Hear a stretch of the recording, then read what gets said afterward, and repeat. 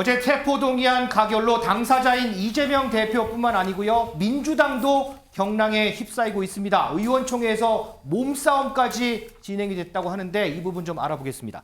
민지숙 기자, 어제 의원총회 분위기가 어땠길래 몸싸움 얘기까지 나와요? 네, 어젯밤 자정 가까운 시간까지 이어진 의총 그야말로 아수라장이었다고 합니다. 회의장 바깥에 고성이 흘러나올 정도로 안에서 의원들 간의 몸싸움, 신경전이 거셌다고 하는데요. 네. 이 삼성 홍익표 의원이 탈당 선언을 하겠다라면서 도중 뛰쳐나오자 우원식 의원이 급히 말리는 모습도 있었고 네. 오선 중진 안민석 의원은 20년 만에 이런 험한 분위기 처음 봤다 이렇게 이야기할 정도였습니다. 이 초선 오영환 의원 눈물을 보이기까지 했다는데요. 이 과정에서 일부 의원들 간의 몸싸움 벌어졌고 한 의원은 살벌해서 누구 하나 죽일 것 같았다 아이고. 이런 이야기까지 전했습니다.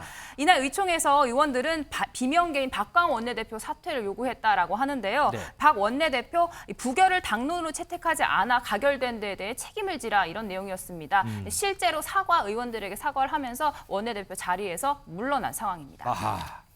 자, 지금 이재명 대표는 병원에 입원 중인 상황이고요. 방금 민지숙 기자 설명대로 박광원 원내대표는 어제 의원총회를 통해서 사퇴를 했습니다. 그래서 오늘 아침 최고위원회의는요. 수석 최고위원 정청래 최고위원이 주재를 했습니다. 정청래 의원의 발언 좀 들어보겠습니다. 제 나라 국민이 제 나라를 팔아먹었듯이 같은 당 국회의원들이 자기 당 대표를 팔아먹었습니다. 적과의 동침입니다. 용납할 수 없는 해당 행위입니다. 상응한 조치를 취하겠습니다. 저희 이재명 지도부는 끝까지 흔들림 없이 이재명 대표 곁을 지키겠습니다. 누구 좋으라고 이재명 대표의 사퇴는 없습니다.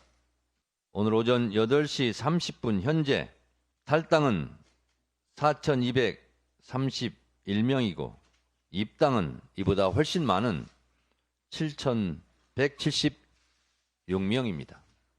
지지자들께 호소합니다. 이재명 대표에게 더 많은 힘을 실어주십시오. 탈당보다는 입당을 해주시기 바랍니다. 강성길 부위원장, 네.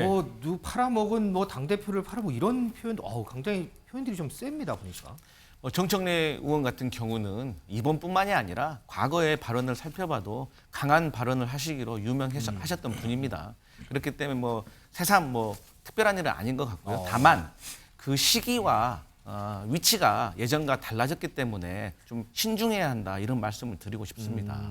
왜냐하면 제 생각에는 아마도 강성 지지자들이 어제 체포 동의안이 가결되면서 상당히 마음이 상해 있기 때문에 네. 이것을 달래해 주려고 하는 의도가 있었지 않나 저는 생각을 하는데 어쨌든 공당의 최고위원이지 않습니까? 수석 최고위원이기 때문에 이럴 때일수록 국민의 눈높이에 맞는 언변으로 조금 대응을 해 주셔야지 어떤 민주당이 중도에 있는 분들한테까지 사랑을 받을 수 있는 정당이 되는 거지 이게 과격한 언행을 해버리면 밖에서 국민들이 보시기엔 조금 부담스럽게 느끼지 않을까. 또 이러한 행동들이 결국에는 이재명 대표를 지키는 게 아니라 우리 민주당을 지키는 게 아니라 조금 더 내홍에 또 분열로 가는 또 그 시작이 될 수 있기 때문에 이런 점은 매우 좀 숙고했으면 좋겠다. 이런 의견입니다.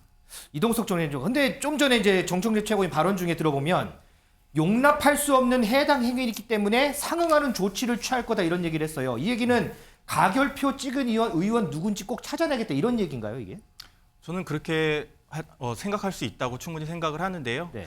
이게 사실 민주당 지금 개딸 지금 인터넷 웹사이트에서 계속해서 문자 메시지를 보내서 나는 부결을 했다. 이런 거를 의원분들이 이렇게 속출하고 있는 그런 지지자들의 반응이 보이고 있지 않습니까? 저는 이게 민주당으로서는 상당히 총선 결과에 악영향을 끼칠 것이다. 저는 그렇게 보고 있어요.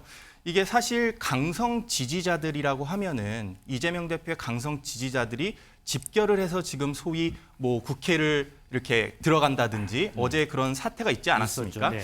이런 사태를 놓고 보면 국민들의 그런 눈높이에서는 적절하지 않다고 보고요. 강성 지지층만을 보는 것이 아니라 민주당 전체 지지자들을 보면서 어느 정도 순화된 행보를 보이는 게 민주당으로서 앞길에 도움이 될 것이다. 저는 그렇게 생각을 합니다. 설주환 부위원장은 지금 현재 민주당 상황 어떻게 좀 진단하세요? 보니까 이제 비명계 같은 경우에는 왜 박광원 원내대표 혼자만 책임지느냐? 지도부 이재명 대표 포함해서 지도부 총 사퇴라 지금 이런 목소리 내고 친명계 입장에서는 조금 전에 정청래 최고위원 얘기 들었지만 이재명 대표 중심으로 똘똘똘 단합해야 된점 이러고 어떻게 좀 진단하세요 지금 상황? 지금 당장 지도부, 원내 지도부까지 전부 다 공백 상태로 둘 수는 없다는 현실적인 고려도 저는 포함됐다고 생각을 합니다. 네. 다만 지금 바로 어제의 일이기 때문에 오늘 다들 뭐 아직까지도 좀 여진이 있는 건 사실입니다. 감정적으로도 굉장히 격해져 있고 또 지지하시는 분들은 굉장히 그 정도에 따라서 굉장히 실망감도 많이 느끼고 있고 배신감도 느낄 수 있다고 저는 생각합니다만은 네. 저는 오늘 정청래 최고의 어떤 뭐 상응하는 조치를 취하겠다라든지 적이라는 단어를 쓴다든지 이런 게 굉장히 부적절했다고 봅니다. 본인의 뜻과 민주정당에서 본인의 뜻과 다르다 해서 적으로 간주를 하고 오히려 배척하려는 행위가 오히려 최고위원으로서 적당한 것인지 당대표가 지금 존재하지도 않고 그다음에 지금 당대표는 오히려 조금 전에 입장문을 봤을 때 당을 걱정하면서 당의 분열을 막기 위해서 오히려 지금 입장문을 발표하고 있는데 네. 오히려 수석 최고위원이라는 분은 상응하는 조치라든지 해당 행위라든지 이런 단어를 써가면서 현실적으로도 불가능해요. 어떻게 찾아낼 겁니까? 무기명 투표잖아요. 투표니까, 네. 아니 본인이 가결표를 던졌다고 분명히 얘기하지 않을 수 있습니까? 저는 지금 가결표를 본인이 부결표로 던졌다고 하신 분 중에서 실제 가결표를 던졌다고 하실 분도 있다고 저는 봅니다. 그리고 가결표라고 우리가 추측하신 분 중에서도 부결표를 던지신 분도 있다고 저는 봅니다. 뭐 여러 상황들이 있을 수가 있죠. 그럼요. 누가 어떻게 할 겁니까? 근데 어떻게 찾아내서 상황을 조치를 하겠다고 하시는 건지 이해할 수 없는 행동이고요. 저는 지금 당이 격정적으로 돼 있는 것은 사실입니다만은 이럴 때일수록 냉정하게 저는 해결책을 탈출구를 찾아야 된다고 봅니다. 지금 뭐 원내 지도부는 이미 그 총 사퇴를 했습니다만은 네. 어찌됐든 간에 당대표께서 사의를 받아들이지 않은 상황에서는 현 업을 그냥 유지해라라고 하고 있기 때문에 어쨌든 간에 원내 지도부를 새로 빨리 선출을 하고 지금의 어떤 정청래 위원이라든지 지금의 지도부가 집행부가 정말 본인들은 아무 책임이 없는 것인지 그러면 그렇게 가결표를 던질 수밖에 없었던 비명계 의원들을 왜 품지는 못했는지 왜 설득하지는 못했는지에 대해서 스스로 반성하는 모습도 있어야 한다고 저는 봅니다.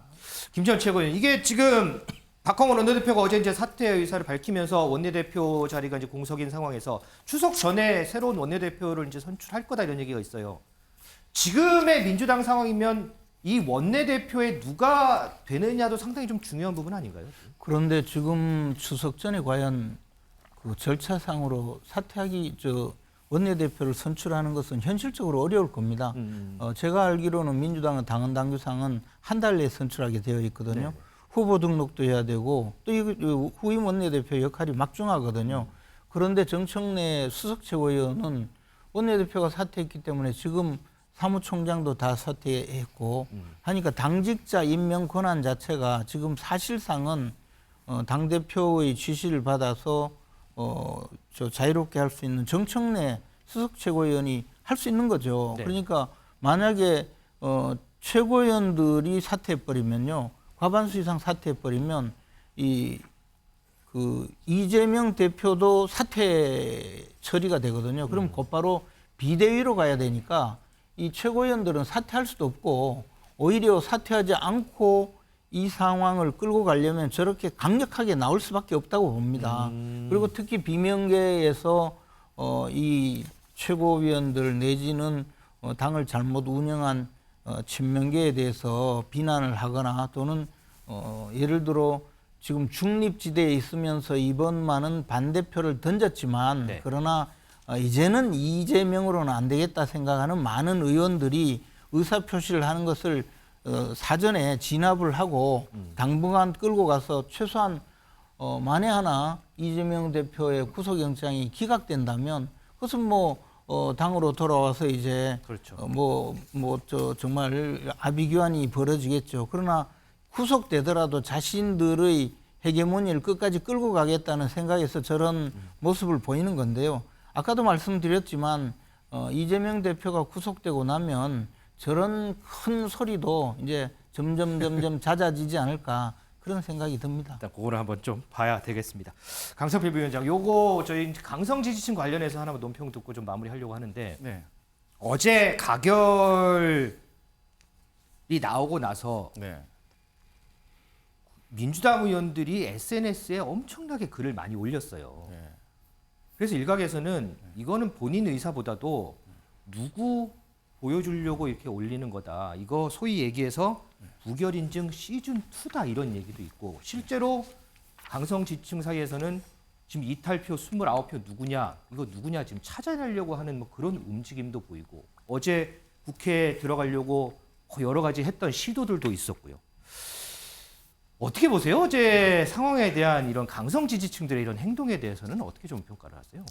네, 이런 팬덤 정치가 분명히 부정적인 면이 큽니다. 그래서 우리 정치에서 좀 지양돼야 될 부분이라고 생각하고요.